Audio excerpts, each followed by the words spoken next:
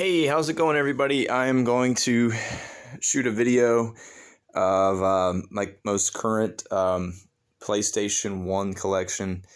I haven't really gotten any new games for this system for a very long time, probably at least a year or two. But it has always been a system that I've always enjoyed, and just wanted to kind of document and update what I have as of this particular year. I don't usually do this type of thing all that often, but I do really like my PlayStation collection. I'm going to do this in two videos. I'm going to do one for pretty much all the games that are basically action games, platformers, fighting games, racing games, just everything else. And then I'll make a video specifically for RPGs that I have, which I don't have.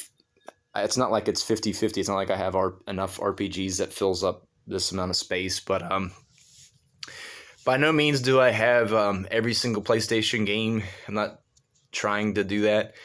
Most of these games, if not almost all of them, I have found in the last 10 to 12 years at yard sales, thrift stores, I shouldn't say secondhand. I should say just like on social media type purchases, Craigslist type of deals. Before Craigslist was something that you could get killed if you showed up at a sketchy deal. So I have them positioned in a way that it doesn't take up a lot of space, and I'm not going to spend a whole lot of time with, maybe say a few things about certain games, but Gran Turismo 2, Driver, one of the Need for Speed games, I forget, Need for Speed 2. The sad thing is that I've owned a lot of these for like a decade, and some of them, it's like you do your best to try to play as much as you collect and you own, but I will admit that there are a good bunch of them in here that I've never played, or never played more than like 30 minutes to an hour. And there's some in here that I go back and play all the time. Those are some of the ones I probably would never want to get rid of. But Dukes of Hazzard, Pac-Man World. I think Pac-Man World is a decent series. I know it went on to go on to do more, I think, on the PlayStation 2, at least 2 or 3 of those in that series. Gex, I don't have, I think there was more than one Gex game on PlayStation. The Metal Gear games, Metal Gear VR, and then Metal Gear Solid. I feel like I've never beaten Metal Gear Solid 1 all the way through. I know it was updated on GameCube, and I never had a chance to pick that up when I probably should have, but I beat Metal Gear Solid 2, and then I've put in a lot of time into Metal Gear Solid 3. I don't know. It's an okay series. I know that a lot of people absolutely adore it, but I don't have anything against it. I actually kind of wish I would go back to spend more time with the PlayStation 4, Xbox One, Metal Gear open world game. All the Spyro games, Spyro, Year of the Dragon, Ripto's Rage, and just Spyro the Dragon. The PlayStation 4 updated version of that is just excellent. If you get a chance to play it, it really just complements the original series and just makes it more enjoyable to play because it's just better looking. Both Frogger games, is it Risky's Revenge? Swampy's Revenge. Wild 9 is a decent game. That's one. There are a handful of ones that I do remember just kind of picking up on eBay, and I know Wild 9 was one that I just never could find it. I figured I'd get it before it started getting expensive. Most of the eBay purchases were never more than $10 or $20. Jet Moto, I know they made a bunch of those, and I think I only have the one. Siphon Filter, Cool Borders is another one that I'm surprised they made so many of them. I think it's Cool Borders 1, and then the one with just the disc is Cool Borders 4. Same way, Twisted Metal, I think they made 3 of those, but I only have Twisted Metal 2. I think Twisted Metal 2 or 3 is considered oftentimes the best of the bunch. Probably reason why it's the greatest hits. Street Fighter Plus Alpha, I think is what that is. Played that a few times before. Not a huge Street Fighter enthusiast, but I do have some. The Street Fighter Alpha game I remember buying. I think I kept a sticker on it. I got it at a pawn shop for less than $3. Thought that was kind of surprising. I think that there's a Dreamcast. There's a couple of Dreamcast Street Fighters that are much more valuable and more sought after, but PlayStation version plays, or those Street Fighter PlayStation versions play just fine. Air Combat, Jet Moto 2. Oh, I should have kept that together. All the Crash Bandicoot games, Crash Team Racing, Crash Bash, Crash Bandicoot Warped, Crash 2, the original Crash Bandicoot, the Midway Greatest Hits games. I think they made 3 or 4 of those. I only have 2. Pandemonium is another one I got off eBay just because I figured it would be nice to have that game, and I just never could find it.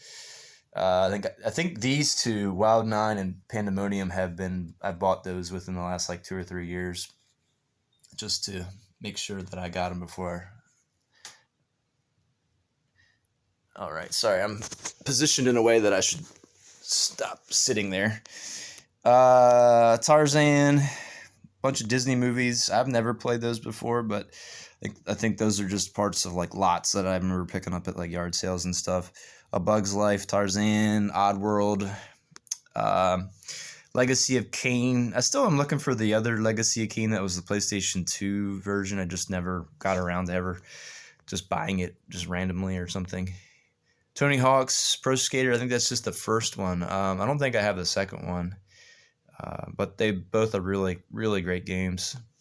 Ape Escape is a good game. I know that was the first one that required you to have the analog sticks that I can remember. Duke Nukem. I forget which Duke Nukem this is.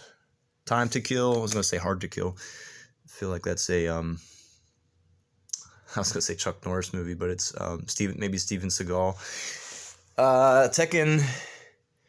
Tekken 1, Tekken 2, Tekken 3. Those are really great fighting games. X-Men, I think those are both fighting games as well. They're not brawlers. I'm pretty sure they're fighting games. There's an Atari collection. Tomb Raider 1, 2, and 3. Bust a Move.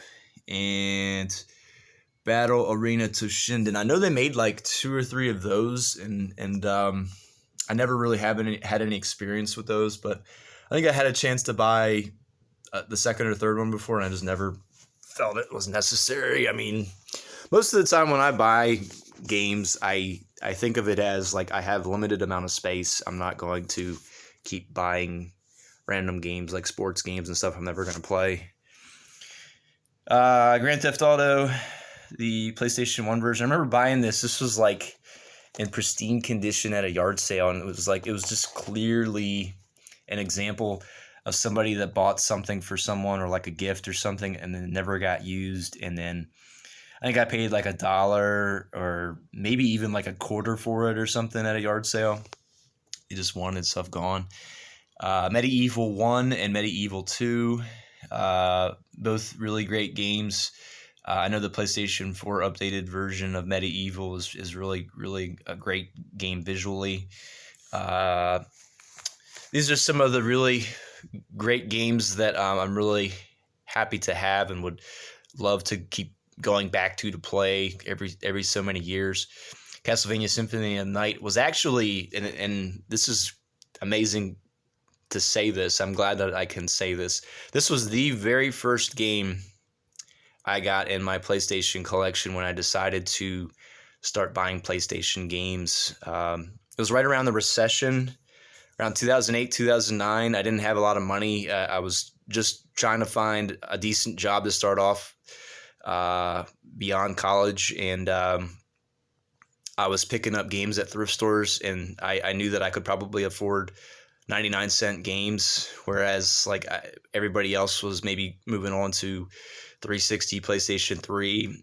I was finding these old PlayStation games at thrift stores, 2008, 2009. This was the very first game I found. It was in a CD area, and I brought it up, paid $1 for it, and I just thought like, wow, this is really cool.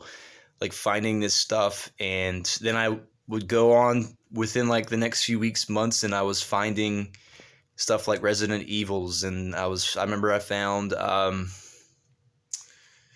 think I found Dino Crisis, and I found the medieval games. I think I found at the same Goodwill too. I just kept going back to the same Goodwill, and they were just sitting in there. But I think the Strider 2 is an awesome game that I think I got at a yard sale. Silent Hill, both all the Resident Evils have just great stories behind how I found them. I think I love Resident Evil 2 so much. I have 2 copies of it, and I think at one time I had 3 because I just kept finding it, and I never had a heart to just leave it there, especially if it was $1, $2. There's some books that I really love that I do that too, where if I like the book that much, I usually just buy it and then I hold on to it. And not because I'm a hoarder, but because if anybody that I ever come in contact with, or I work with, or like especially with a book, if they ever show interest, I just say, here, you can have this, and usually might make them happy for a little bit because they got something they didn't expect. But yeah, I don't have a lot of acquaintances or friends that are into video games, so I can't just say like, hey, here you go, this is a great game. I probably wouldn't want to do that anyway. I do kind of want to hoard Resident Evil 2. But this is the last thing I'll show in this video. That's PlayStation 1 related. I probably will never sell this thing. I got this a few years ago, and I just absolutely love the story behind how I got this.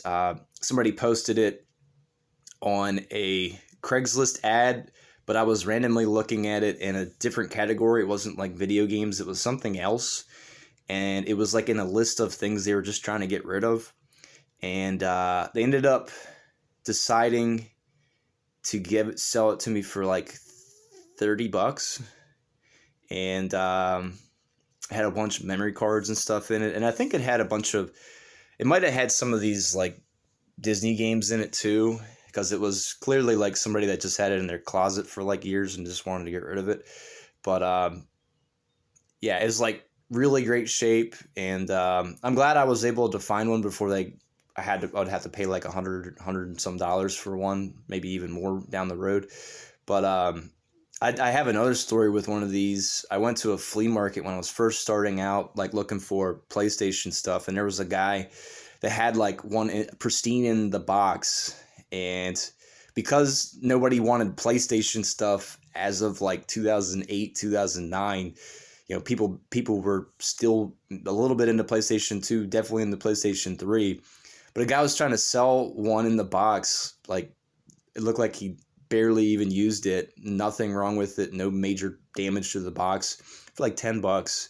And I can even remember back then thinking like, man, $10, $10 is a lot for me at the time. So I did not get it at that time. But it's interesting how that type of stuff works, where you're like thinking of a story that you know of that you should have done something, but you didn't because you're hesitating if you're going to use it. But then, sometimes things work out. You come back around on something that you should have gotten originally, and stuff like this, as an example, works out. But anyway, I'll stop here. I have another set of games that I can do. I'll probably do it a different day. I don't want to take up too much time, but it'll be mostly my RPGs. I have a whole shelf that is just PS1 RPGs that I have found. So I will do that on one of my next videos I put up.